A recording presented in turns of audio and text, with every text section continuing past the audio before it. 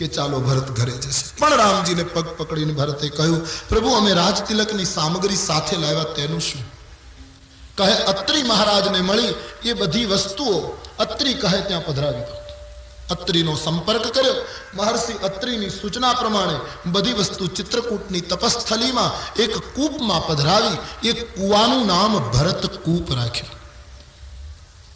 ભરત મહારાજે પ્રભુને કહ્યું, હજી મને 5 દિવસ રહેવાની છૂટ આપો, મારે ચિત્રકૂટની પરિક્રમા કરવી છે, સંતોના દર્શન કરવા છે, તીર્થોને સ્નાન કરવું છે. ભરતજીને મંજૂરી મળી. ગિરિરાજ ચિત્રકૂટની પરિક્રમા કરી છે, સંતોના દર્શન કર્યા, તીર્થોમાં સ્નાન કર્યા. આમ 5 દિવસ પૂરા થયા છે અને આવતો કાલનો દિવસ વિદાય માટે સારો છે, પણ રામજી બોલી શકતા નથી. સંકોચી સ્વભાવ છે રામનો. ભરત સમજી ગયા, પ્રભુ વિદાય આપવા માંગે છે પણ બોલી શકતા નથી. શું એક પક્ષે સમર્પણ થઈ રહ્યું છે? ભરતને એમ થયું, સ્વામીને દુઃખ થાય એવું મારે કંઈ ન કરવું જોઈએ. ઈશ્વરથી જુદા પડવાની આમ સહેજ પણ પહેલું ન થાય. છતાં હૃદયને મક્કમ કરી ભરતજીએ સામેથી પ્રભુને સંકોચ ન થાય એટલે કહ્યું, પ્રભુ કાલે અમે જઈએ. કેટલું સમર્પણ ચાલી રહ્યું છે એક બાજુથી. બસ રામાયણીય અનુરાગ અને પ્રેમનો ગ્રંથ છે. मैं पुनः एक बार कहूं, प्रेम को सीख लो, प्रेम को समझ लो. जीवन प्रेम से जिया जाए समाज का. बस छोटी सी उम्र में क्यों तकरार, क्यों नफरत, क्या तमाशा. प्रेम से जी लो. સંતની આંખમાં અશ્રુ આવ્યા. રામજીને પણ રડવું આવી ગયું. મારો ભાઈ કેટલો ત્યાગ કરે છે. ભરત કાલે જાઓ. બંને સમાજમાં સૂચના અપાઈ ગઈ. બધા તૈયારી કરવા લાગ્યા. કોઈને ક્યાંય ગમતું નથી. કાલે પ્રભુને છોડીને પાછું ઘરે જવાનું. કોઈને ક્યાંય ચેન પડતું. ચિત્રકૂટનો આનંદ છોડી અને વળી પાછું સંસારમાં જવાનું. ચેન પડ્યું નહીં. માતાઓ રડે છે. સવાર પડી. બધાએ સ્નાન સંધ્યા કરી, નિત્ય કર્મ પૂરું કર્યું. આજ વિદાય છે બધા. ગુરુદેવ વશિષ્ઠ આદિ મહાત્માઓને રામજીએ દંડવત કર્યા. જનકજીને પ્રણામ કરીને કહ્યું, આપ અયોધ્યાને સંભાળજો, બધાનું ધ્યાન રાખજો, આપ વડીલ છો. દરેક નાગરિકોને પરમાત્મા મળ્યા છે. બંને સમાજ વિદાય માટે તૈયાર. તુલસીદાસજી વર્ણન કરે છે, ભરત શત્રુઘ્ન ભગવાનના ચરણમાં પડ્યા છે. ભગવાન રાજનીતિનો બોધ આપે છે. રામાયણની રાજનીતિ સાંભળી લો. ભરતને એમ કહ્યું કે રાજા કેવો હોવો જોઈએ. ભરત, હું તને એક જ શબ્દમાં સમજાવી દઉં. આ રામાયણની રાજનીતિ છે.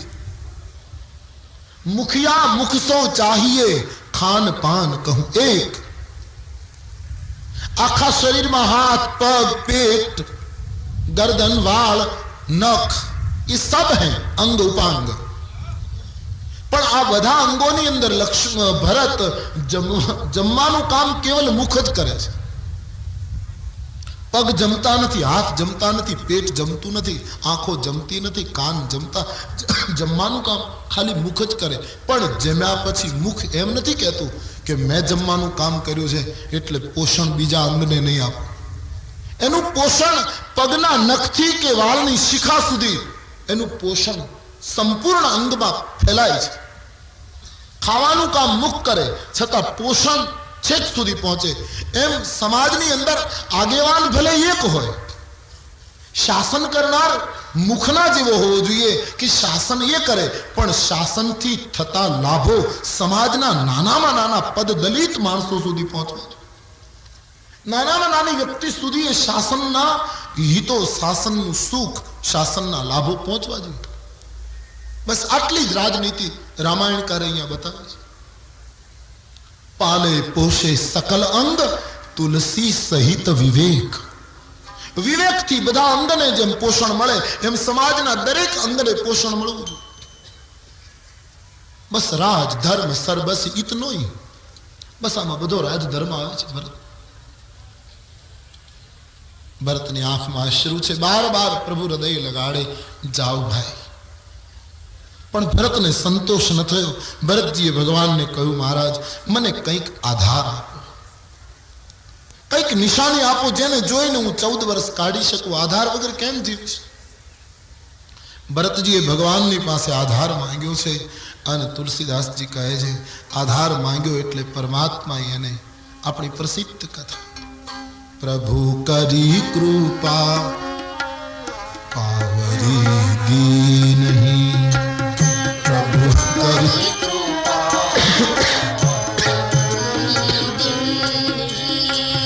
પ્રભુ કરી કૃપા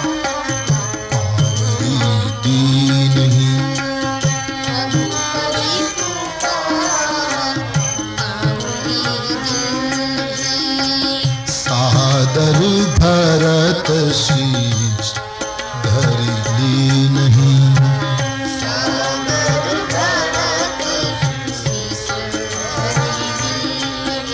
भगवाने चरण पादुका भरतजी ने भेंट आपी છે જ્યાં પાદુકા પ્રભુએ આપી ભરતજીએ પાદુકા લઈ માથા ઉપર મૂકી નાચવા લાગ્યા છે ભરતજી આધાર માંગ્યો હતો એટલે પાદુકા આપી આખા શરીરનો આધાર આપણા પગના પદત્રાણ આપણે બૂટ ચપ્પલ જે કંઈ પહેરતા હોઈએ એ નીચે હોય એના ઉપર આપણું આખું શરીર ઊભું હોય આધાર માંગ્યો એટલે આપી પાદુકા પણ ભરતજીએ પગમાં પહેરવાને બદલે માથા ઉપર મૂકી આધારને ભાર બનાવ્યો ઉલ્ટા કરી દિયા ભગવાને કહ્યું પાદુકા મસ્તક ઉપર બોલે હા મહારાજ દુનિયાના તમામ સમાજના બધા માણસોને સૂચના આપી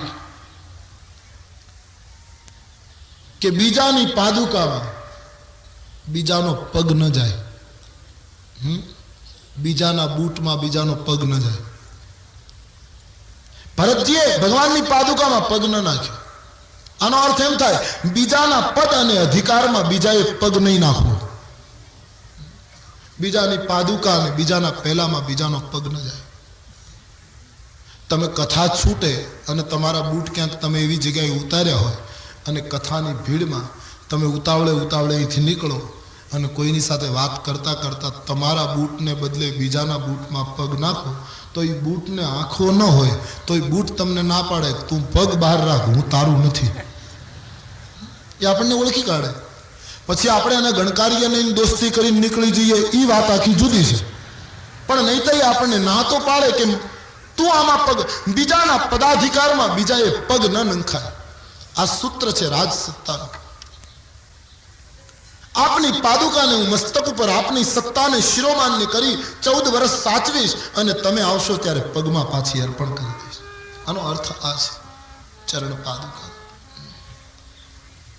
તુલસીદાસજી કહે પાદુકાના ઘણા અર્થો છે અયોધ્યાની જનતાને પાદુકા એમ લાગી કે અમારા પ્રાણના રક્ષક માટે 2 ચોકીદારો આપ્યા વશિષ્ઠજીને એમ લાગ્યું કે આ પાદુકા નથી આ રામ નામનો મંત્ર છે જનક રાજાને એમ લાગ્યું કે આ પાદુકા નથી ભરતના સ્નેહરૂપી રત્નને સાચવવા માટે તિજોરી એક સંપુટ છે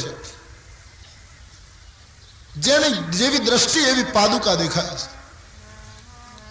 આપણા દેશમાં પાદુકાનું બહુ મહત્વ છે પાદુકા એટલે સંપૂર્ણ શરણાગતિ બીજા અર્થમાં ન જઈએ ને તો ચરણ પાદુકા એટલે સંપૂર્ણ શરણાગતિ અબોલ શરણાગતિ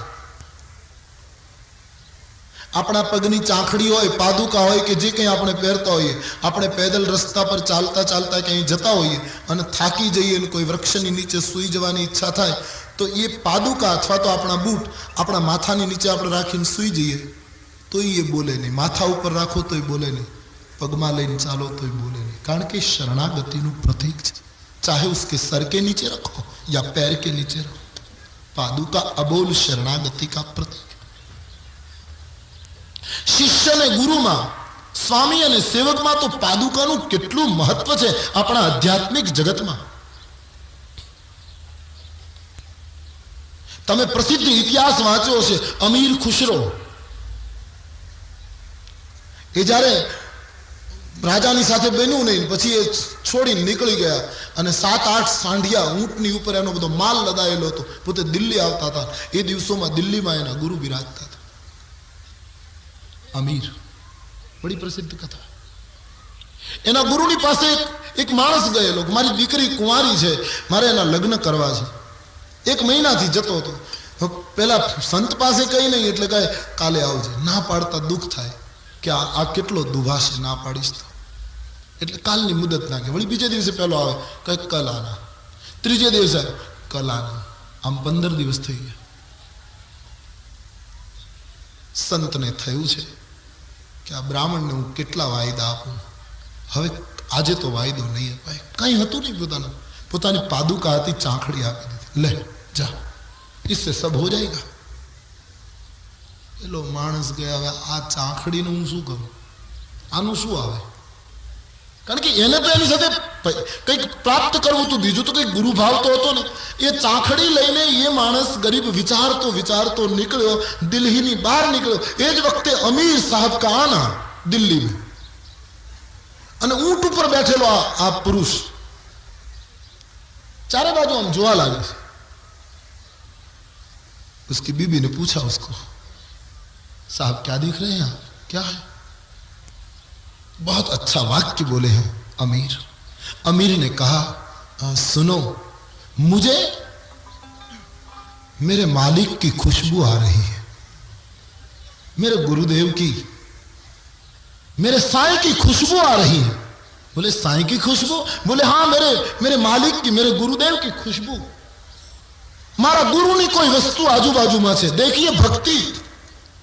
चाखड़ी लेने गरीब मानस निकले और अमीर को आकर्षित कर दिया इस पादुका ने. ये मानस ने जोयो, अमीर नीचे उतरे, बोले आपके पास क्या है? बोले पादुका. कहां से लाए? बोले नाम दिया, ओ वो तो मेरे गुरु, मैंने कहा कि मेरे गुरु की खुशबू आ रही है, मेरे साईं की खुशबू आ रही. आ पादुका तारे वेचवी છે? પેલો કહે તો કામ થઈ જાય મારું, જો લેનારો કોઈ નીકળે તો. આનું શું આપશો? બોલે મારી પાસે બીજું કંઈ નથી, પણ મારા બાળકો, મારી પત્ની ને હું 4 જણા અમે ઊંટ ઉપરથી નીચે ઉતરી જઈએ છીએ, અને આ 7 ઊંટ ઉપર જેટલું ભર્યું છે એ બધું તું નહીં લે, મારા ગુરુની પાદુકા મુજે દે દો. अमीर ने पादुका कबूल कर ली, पूरी समृद्धि दे दी. वही पादुका लेकर अमीर आए गुरु के पास, बैठे हैं मस्ती में संत. चरण पादुका दे दी, लो गुरुदेव. अरे तुम कहां से? बोले बाबा सत्ता के साथ तकरार हो गई, मैं आ रहा था दिल्ली, रास्ते में वो बुजुर्ग मिल गया और मुझे खुशबू आने लगी कि है मेरे गुरु की चीज, तो मैंने खरीद ली. गुरु ने पूछा कितने में खरीदी? बोले 7 ऊंट जो है तू बुधु आपी दीदू. गुरु ने कहा बहुत सस्ते में ले ली तुमने, बहुत कम दाम में तुमने पाया. यही है पादुका की महत्ता हमारे देश में. चरण पादुका. भरत तो नाचे. भरत जी ने कोई पूछ्યું આ પાદુકા છે? બોલે ના, તો આ તો सीताराम जी મારા માટે પાદુકાનો અવતાર ધારણ કર્યો. मेरे परमात्मा मेरे लिए पादुका बने. अति आनंद थयो छे. श्री भरत जी ने पादुका पामी. घणा लोको शंका कर्या करे छे, पादुका आवी क्यांथी? भगवान तो खुल्ला पगे वनमा गया था. घणा लोको रामायण में आવું संशोधन बहु करे बैठा बैठा. वर्णानाम अर्थ संघानाम ત્યાંથી રામાયણ ઉપાડે અને ઉત્તરકાંડ સુધી વાંચે, પણ બેઠા બેઠા શોધે આવું. हाँ तो एवो प्रश्न करे, हनुमान जी ने बाने पूछ नहोतुं, हनुमान जी ने केम? हवे तू राम राम कर. उटपटांग सवाल लाते. पादुका क्यांथी आवी एनी कथा में सम्राट प्रथुनी आपने कही छे. अथवा तो ईश्वर सर्वशक्तिमान छे, एना संकल्पमांथी सृष्टि उत्पन्न थाय एम शास्त्र कहता होय तो पादुका बनावता शुं वार लागे? जो आवी शंका कर्या करिए तो 999 साड़ी द्रौपदी ने भगवान कृष्ण ये पहरावी, ये कई मीलનું કાપડ છે? એના સંકલ્પમાંથી ધોધ છૂટેલો વસ્ત્રો. અમુક મહાત્માઓ તો એમ કહે કે કૃષ્ણ પોતે દ્રૌપદીને વસ્ત્ર બનીને વીંટળાઈ ચૂક્યા હતા. કોની તાકાત જેને કૃષ્ણ ઢાકે એને ઉઘાડા કરે? કૃષ્ણ પોતે વીંટળાઈ ચૂક્યા હતા.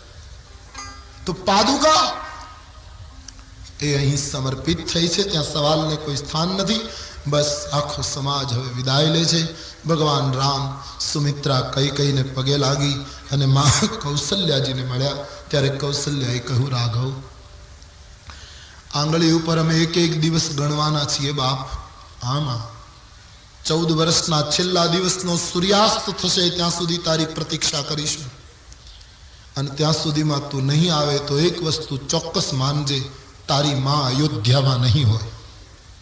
એ વખતે સીતા લક્ષ્મણ રામ तीनों रोने लगे, मां ऐसा मत बोल, हम आ जाएंगे, बस तारा दर्शन माटे बाप हमें जीविए छे त्या. तीनों अपने आप को संभालियो. माता आशीर्वाद आपे छे, त्रणेय माताओं रड़ी पड़ी, सबके नयन भरे हैं. विदाई धीरे धीरे हो गई. दूर दूर बधा देखाय छे. वडलानी वडवाई पकड़ी भगवान पोते अस्वस्थ थया एम रामायण में लख्युं छे. भगवान पोते दुखी थे गया. तन मन बचन तन मन बचन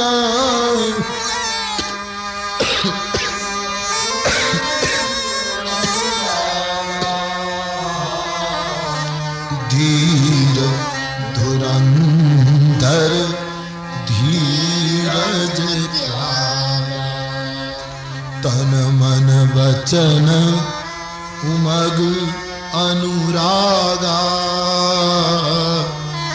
आज धीर धुरंधर धीरज. भगवान पण धीरज गुमावी चुके छे. बस तीनों रोते रह गए. समाज निकली चुक्यो. रामायण में लख्यु छे चौथे दिवसे बधा अयोध्या पहुंचे. जनक महाराज थोड़ा दिवस रहा. अधिकारियों ने फर्ज और जवाबदारी सौंपी. बधी अयोध्या की व्यवस्था पूर्ण करी अने जनकजीए पण विदाय लीधी. कौशल्याजी मोटा छे, मळ्या छे उम्र में मोटा. जनक राजा ने कौशल्याजीए कह્યું, महाराज हवे तो बन्ने कुटुंबना वडील आप छो. ज्यारे ज्यारे समय मळे ना त्यारे अयोध्या आवी मारा भरत अने शत्रुघ्ननी संभाळ लेता रहेजो. जनक सजल नेत्रे विदाय थया. हवे अयोध्या एकली थई गई. वशिष्ठजीए शुभ मुहूर्त आप्યું. मुहूर्त જોઈને પાદુકા રાજ્ય સિંહાસન ઉપર પધરાવી અને પાદુકાને પૂછી પૂછીને કાર્ય કરે છે. નિત્ય પાદુકાની પૂજા કરે અને આરતી કરે. રાજ્યનું બધું કામ પાદુકાને પૂછીને થાય છે. સેવક બની ગયે ભરત. આ દેશની અંદર પાદુકાનો મુકુટ પહેરીને રામ રાજ્ય આવ્યું છે. સુવર્ણ અને હીરા માણેકનો મુકુટ પહેરીને રામ રાજ્ય નથી આવ્યું આ દેશમાં. पादुका ने चाखड़ी मस्तक ऊपर मूकीने राम राज्य. आटली कुर्बानी, आटलू त्याग छतां हजी भरत ने चैन नहीं पड़तो. एक दिवस वशिष्ठ महाराज ना आश्रम में गया छे. एकला गया छे.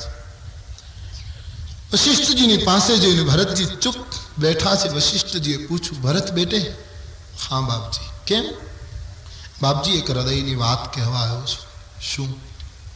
बापजी मने अयोध्या में गमतुं नथी. भरत ए केम चाले? आटली मोटी जवाबदारी छे.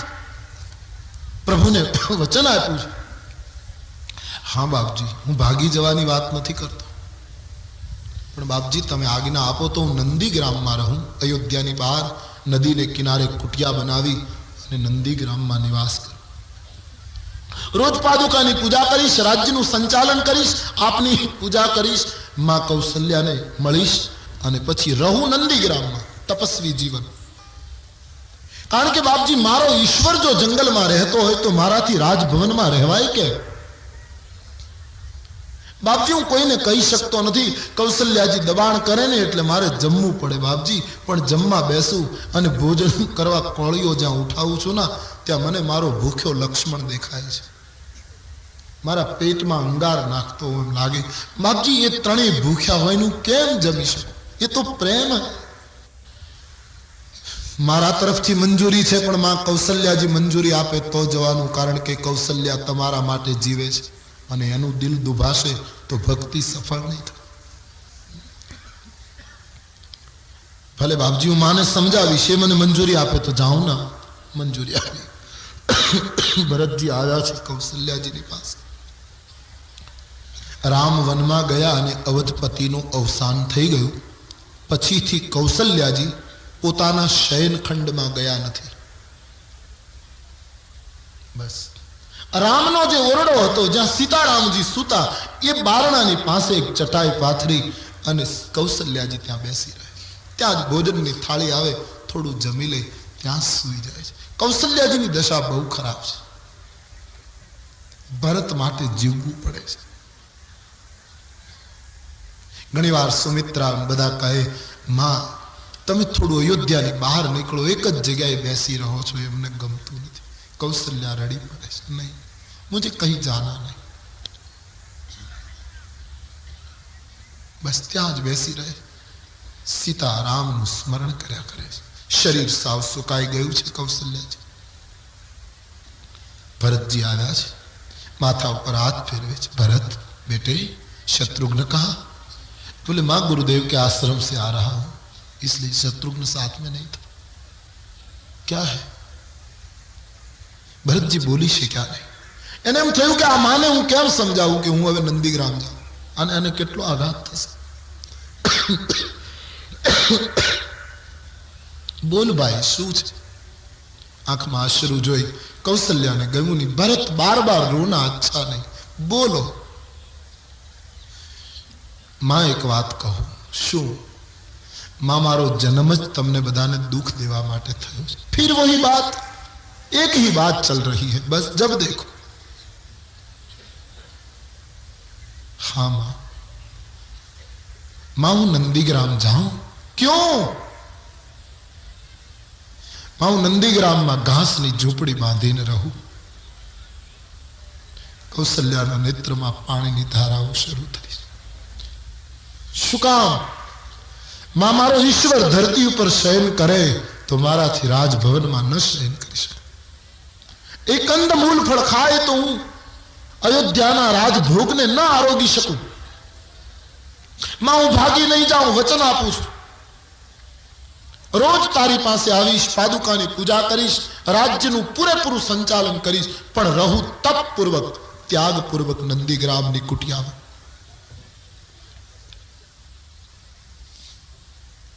કૌશલ્યાજીને બહુ દુઃખ થયું છે. કૌશલ્યાજી એટલું જ બોલ્યા કે ઠીક ભાઈ, હજી આટલું બાકી હોય તો એ પણ પૂરું કરો. હે વિધાતા, મારા રઘુકુળમાં હજી કેટલો ત્યાગ કરવાનો બાકી છે, કેટલી કુરબાની આપવાની બાકી છે. એક એક પાત્ર અદ્ભુત ત્યાગ કરે છે રામાયણ. કૌશલ્યાજીને એમ થયું કે ભરતની ઈચ્છામાં ઈચ્છા ભેળવી દેવામાં જ અવધનું કલ્યાણ છે. કારણ કે ભરત સંત છે. संसारियों को चाहिए संत की इच्छा में अपनी इच्छा मिला दे. भरत महाराज तैयार થયા છે. વલ્કલ પરિધાન કર્યા, રામજીની જેમ જટા બાંધી, હાથમાં કમંડળ લીધું, ગળામાં વનમાળા પહેરી. આખી અયોધ્યા એકત્રિત થઈ છે. રામ વનમાં ગયા ત્યારે અયોધ્યા નહોતી રડી, એટલું રુદન આજ ભરતે ભેગ પહેર્યો ત્યારે કર્યું છે.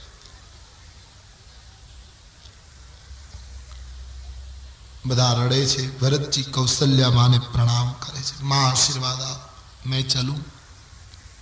सजल नेत्रे मां बोला तारी राम भक्ति सफल हो, जाओ बेटे. रामायणમાં લખ્યું નથી, પણ એમ ચર્ચા કરવાની ઈચ્છા થાય કે આજ આખા અયોધ્યામાં વધારેમાં વધારે દુઃખી કોણ હશે? બધા કરતા કોઈ વધારે દુઃખી હોય તો આ શત્રુઘ્ન છે. કારણ કે બોલે તો નહીં બિલકુલ. એક થાંભલો પકડીને રડે છે. કૌશલ્યાજી શત્રુઘ્ન પાસે ગયા. શત્રુઘ્ન બેટે, એનું મૌન બોલ્યું, હા માં, ધીરજ રાખો. શત્રુઘ્ન જાણે એમ કહી રહ્યા છે મૌનથી કે માં, મારા પિતા સ્વર્ગમાં, બે ભાઈઓ વનમાં, ભરત ભૈયા નંદીગ્રામ જાય, હવે હું ક્યાં જાઉં? मैं कहां जाऊं? एक एक पात्र अद्भुत त्याग करे. तपी सूरज से मिलती है,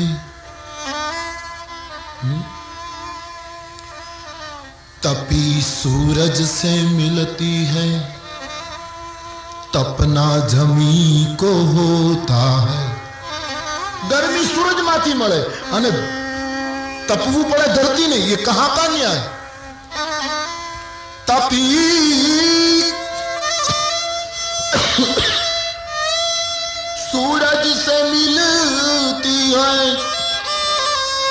और तपना जमी को होता है, निगाहें प्यार करती हैं और तड़पना दिल को होता है। यहाँ निगाहें प्यार करती हैं और तड़पना दिल को होता। वचन कोई पाए दुख बधा भोगवे सब रोए आज। भरत जी शत्रुघ्न ने मां समझावे धीरज राखे बेटा, सूरज होय અને તપવું જ પડે। सूरज ठंडो થવાની ઈચ્છા કરે તો આ જગતનું શું થાય? અને આમે નિયમ છે, બટેટા બફાય નહીં ત્યાં સુધી મીઠા ન થાય, શેકાવવું પડે। त्याग ये तो मानस ने शेकी नाखशे, तपावी देशे। सूरज रे जलते रहना, सूरज रे। किसी ने पंक्तियां लिखी, अच्छी पंक्तियां। कवि कहता है सूरज तुम्हें तो जलते ही रहना चाहिए, क्योंकि यदि तुम शीतल हो जाओगे तो इस संसार का क्या होगा? सूरज रे जलते रहना, सूरज रे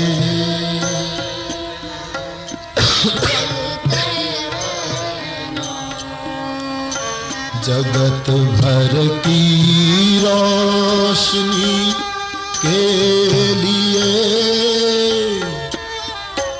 जगत भर की रोशनी के लिए, करोड़ों की जिंदगी के लिए, करोड़ों की जिंदगी के लिए। सूरज रे जलते रहना, सूरज रे जलते रहना, सूरज रे जलते रहना, सूरज रे क्यों?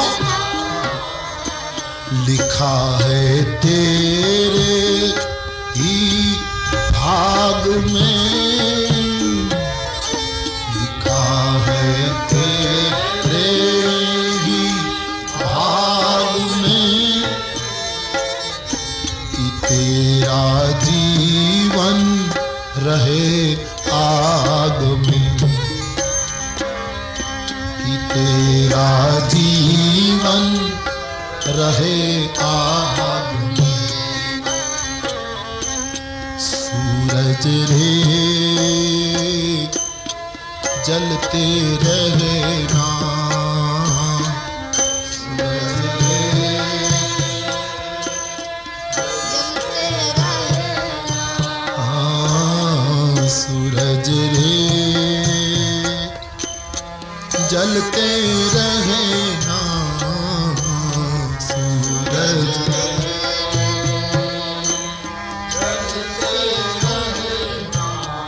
बेटा मोटा कुल में जन्मीए तो बहुत सहन करવું પડે। सबको संभाला माताजी ने। भरत जी वंदन करीन गया छे नंदीग्राम, पर्णकुटी बनावी छे। जमीन में खाड़ो खोद्यो, मारा प्रभु धरती पर सुए तो माराथी धरती पर न सुवाय, मारे एनाथी नीचे सुवुं जोईए। जमीन में खाड़ो कर्यो। फळफूल एक वखत ले छे, सरियुनुं जल पीवे छे। अने तुलसीदास जी वर्णन करे, रोज सवार में पादुका की पूजा करे, गुरु पूजा करे, मानी पासे जी आवे, आखा गाम की संभाळ ले, राज्य व्यवस्था बराबर करे अने पाछा नंदीग्राम में जई अखंड प्रभु स्मरण करे। चंपाना सुगंधित बगीचामां जेम भमरो निर्लेप बनी जाए। आपने जाना होगा भमर बधा फूल ऊपर बैसे, चंपाना फूल ऊपर नहीं बैसता। एम भरत महाराज आखी अयोध्याना सुखमा भमरनी जेम अलिप्त बनी गए। चंचरीक जिम चंपक बागा, भमर चंपाना बाग में चंपाना फूल पर कदी नहीं बैसे। किसी कवि ने लिखा,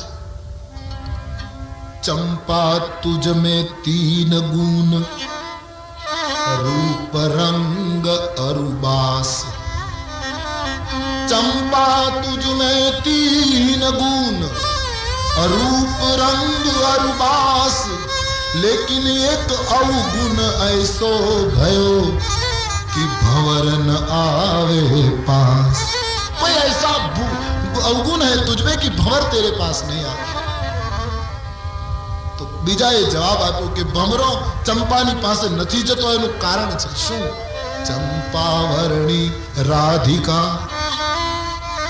चंपावर्णी राधिका भंवर हरि को दास।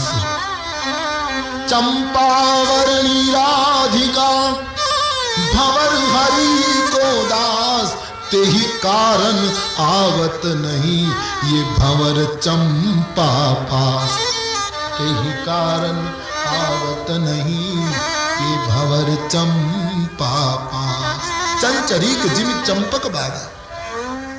अयोध्याનું સુખ એટલે ઇન્દ્ર અકળાય, એને શરમ લાગે। અયોધ્યાની સમૃદ્ધિ એટલે કુબેરનું માથું ઝૂકી જાય। આવી સમૃદ્ધિમાં ભરત બધી સુખ સાહેબીમાં અલિપ્ત રહેવું એ જ ક્રાંતિ છે। यही तो है तप, यही तो है त्याग, यही तो है साधना। यहां से तुम भाग जाओ कहीं दूर, जहां कोई न तुम्हें बुलाने वाला है, न तुम्हें कोई परेशान करने वाला है, और तुम कहो मैं शांत हो गया, तो वो तुम्हारी शांति में तुमने बड़ा कोई क्रांतिकारी कदम नहीं उठाया। इस बड़े संसार में रहकर कैसे हम अलिप्त रह पाए?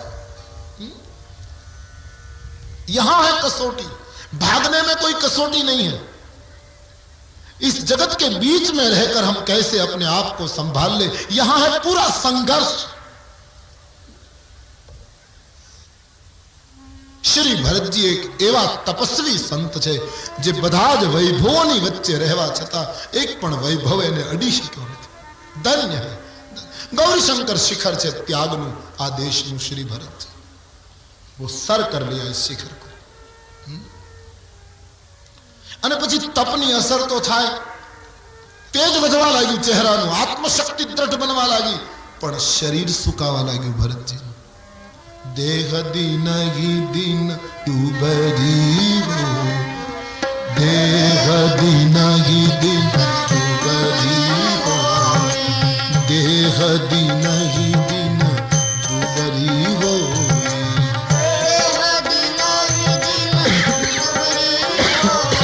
शरीर दिवसे दिवसे दुर्बल बनवा। रोज मां कौशल्या पासे आवीने पगे लागे, भरतना शरीरना हाडकाओ देखावा मांड्या।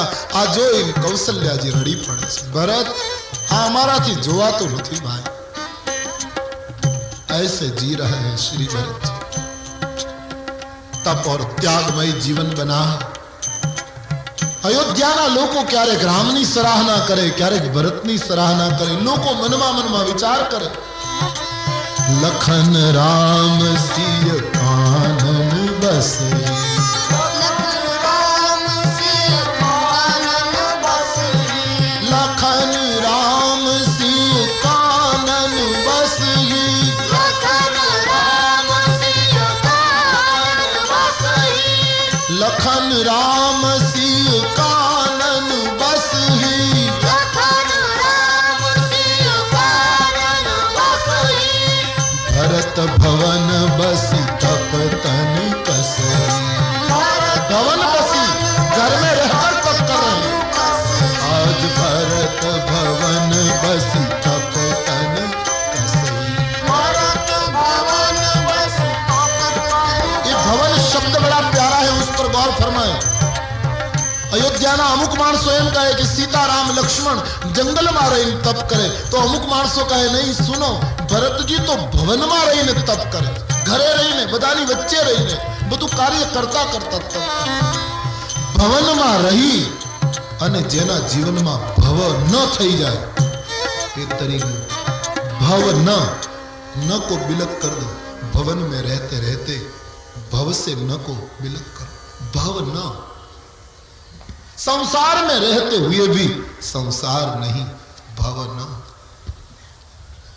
जब ये दृष्टि आ जाएगी साधक के दिन, है भवन में प्यारा शब्द है, भरत भव न हो गई, उसको न कोई अब भव नहीं रहा उसको।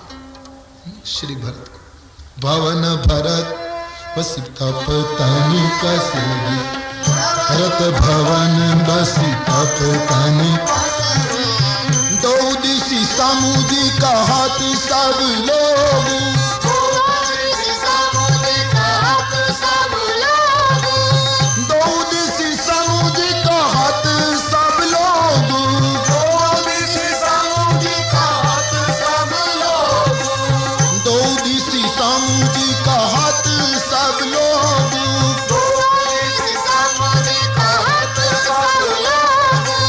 सब विधि भरत सराहन जो,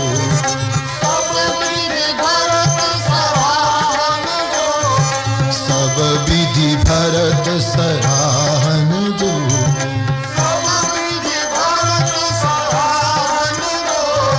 બંને પક્ષનો વિચાર કરીને અયોધ્યાના માણસો એમ કહેવા લાગ્યા કે દરેક રીતે ભરતજી સરાહનાને યોગ્ય છે, ભરતનો ત્યાગ મહાન છે। આમ દિવસો વીતવા લાગ્યા, શરીર કૃશ બને છે, તેજ વધે છે। ભરત ચરિત્રને પુષ્પાંજલિ અર્પણ કરતા ગોસ્વામીજી મને તમને ઉપસંહાર તરફ દોરે છે। શ્રી ભરતનું જીવન કયા શબ્દોમાં વર્ણવવું? भरत कथा भव बंधन थी मुक्त करनारी कथा। सिय राम प्रेम पीयूष पूरन होत जन मन भरत को, सिय राम प्रेम पीयूष पूरन होत जन मन भरत,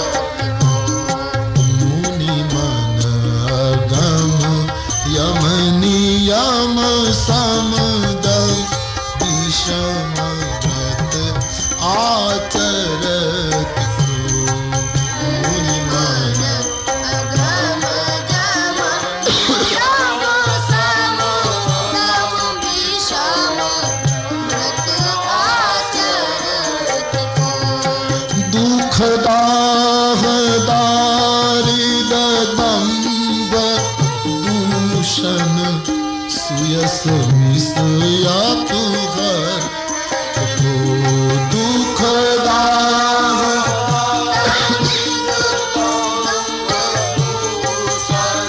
सुयस मिसया तुहर को, कलिकाल तुलसी से सठन हठी राम सन्मुख करत को, कलिकाल तुलसी से सठन हठी राम सन्मुख करत को, सिय राम प्रेम पीयूष पूरन होत जन्म न भरत, सिय राम प्रेम पीयूष पूरन होत जन्म न भरत। गोस्वामी जी अंतમાં એમ લખે છે કે ભરતનો જન્મ ન થયો હોત તો મુનિઓના મનને અગમ એવો સંયમ નિયમ કોણ પાળત? ભરતનો જન્મ ન થયો હોત તો દુઃખ દારિદ્ર્ય અને દંભના પડદાને ચીરી અને સંસારને સાચી ભક્તિ કોણ બતાવે? તુલસી કહે ભરતનો જન્મ ન થયો હોત તો બીજું તો જે થવું હોત એ થાત, પણ પોતાના ઉપર લીધું કે ભરત ન જન્મ્યા હોત તો મારા જેવા શઠને આ ભયંકર કલિકાલમાં ઈશ્વરની સન્મુખ કોણ લઈ જાત, પરમાત્મા તરફ કોણ લઈ જાત? ભરત હમારે સદગુરુ। છેલ્લે ગોસ્વામીજી લખે ભરત ચરિત કરીને તુલસી જે સાદર સુની. ભરતજીની આ દિવ્ય કથા, પ્રેમ અને નેમની કથા જે પ્રેમથી સાંભળશે એને સીતારામના ચરણમાં પ્રેમ ઉત્પન્ન થશે અને સંસારના વિષયોમાં વૈરાગ્ય આવવા માંડશે. આ કથાનું પરિણામ છે પ્રેમ પ્રાપ્તિ. ભરતનું ચરિત્ર જે સાંભળશે એને પ્રેમ મળશે એવું ગોસ્વામીજીએ લખ્યું છે. આ કાંડ પૂરો કરે છે ત્યારે સાંભળનારને આશીર્વાદ આપે છે, બોલનારને નહીં. આમાં આશીર્વાદ તમને લોકો નથી, વક્તાને નથી. આ કાંડમાં બાલકાંડમાં એમ કહ્યું તો આ કથા કહેશે, સાંભળશે એ બધાને સુખ, પણ અયોધ્યા કાંડમાં શ્રોતાઓને જ આશીર્વાદ છે, વક્તાને નથી. તમને આશીર્વાદ મળે એની ઈર્ષા નથી થતી, પણ તુલસીદાસજીને પૂછવાની ઈચ્છા જરૂર થાય કે વક્તા આટલી બૂમો પાડી પાડીને અયોધ્યા કાંડ કહે અને આશીર્વાદ તમે ખાલી શ્રોતાઓને જ કેમ આપો? स्वाभाविक प्रश्न था. सुनही केवल इतना शब्द लिखा है सुनही. जो सुनेंगे उसको प्रेम मिलेगा. कदाच तुलसी एम कहवा मांगे कि कया वक्तानी ताकात છે ભરત ચરિત્રનું વર્ણન કરી શકે. આ તો સાંભળશે એ ધન્ય છે. અને હકીકતમાં ભગવત કથા, ભરત ચરિત્રની કથા જે સાંભળે એ ખરેખર બળભાગી છે. એ તમારા વખાણ કરવા નથી કહેતો. હવે એક દિવસ માટે કંઈ વખાણ કરવાનું કોઈ કારણ પણ નથી. કાલ સાંજે તો 6 વાગે પૂરું કરવું, એટલે વખાણ કરવાનો કોઈ પ્રશ્ન. પણ ખરેખર શ્રવણ કરનાર બળભાગી છે. જે આ કથા સાંભળશે તે પ્રેમના અધિકારી થશે. સાંભળનારને ફાયદો. સુનતા હૈ વો શીખતા હૈ. બોલનારને તું, સાંભળનારને તું કંઈક મળે છે, નવું નવું મળે.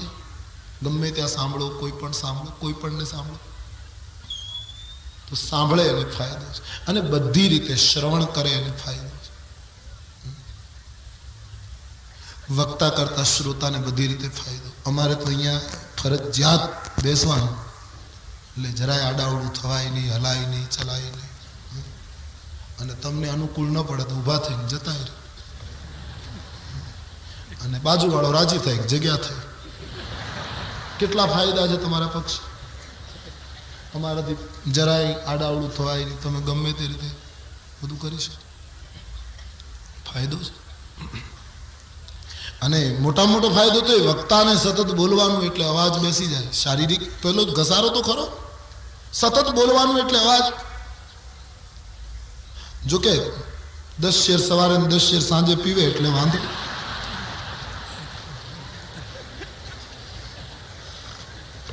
હદ કહેવાય ને, હજી મને સાંભળ્યા કરે છે.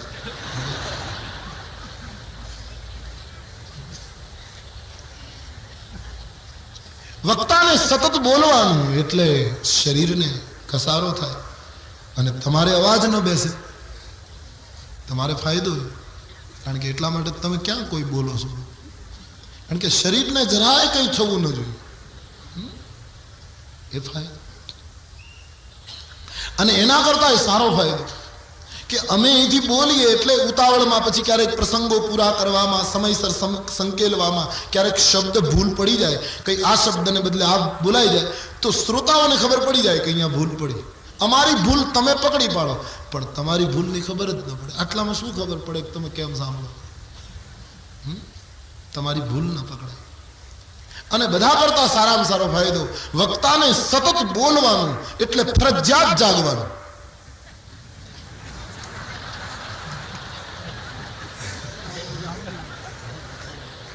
અને તમારો તો એ પણ ફાયદો કે તમને સારો થાંભલો મળી ગયો હોય અને અડધો કલાક તમે લઈ લો તો, અને બાજુ પકડાવ નહીં, બાજુવાળાને એમ થાય કે શું માનસ પ્રેમી કથા. આદમીએ 1 કલાક આંખ ઉઘાડી નહીં, શું આણે ધ્યાનથી સાંભળ્યું. એને ભલે સપનું આવતું હોય. આ પણ તમારા પક્ષે ફાયદો. અને હું તો સતત કહું છું, એ વિનોદ પણ નહીં. રામાયણની કથામાં તમને ઊંઘ આવે તો સૂઈ જાઓ, પણ રામાયણમાં સુવો, કથામાં સુવો. સંસારની વ્યથામાં સુવો છો એના કરતા ભગવાનની કથામાં સો જાઓ. કારણ કે એ પણ કથાની સફળતા છે. તમે ગોળીઓ લઈ લઈને થાકી જાઓ તો ઊંઘ ના આવે અને અમારી ચોપાઈઓ તમને સુવડાવી દે તો આ પણ અમારી સફળતા છે. સો જાઓ કથામાં. ક્યારેક તુલસીની ચોપાઈ, ક્યારેક ગીતાનો શ્લોક, ક્યારેક ઉપનિષદની કોઈ વાત તમને જગાડશે, પણ સંસારમાં સૂતા રહીશું તો કોણ જગાડશે? કોણ જગાડે? तो कथा में सो जाने की भी छूट है.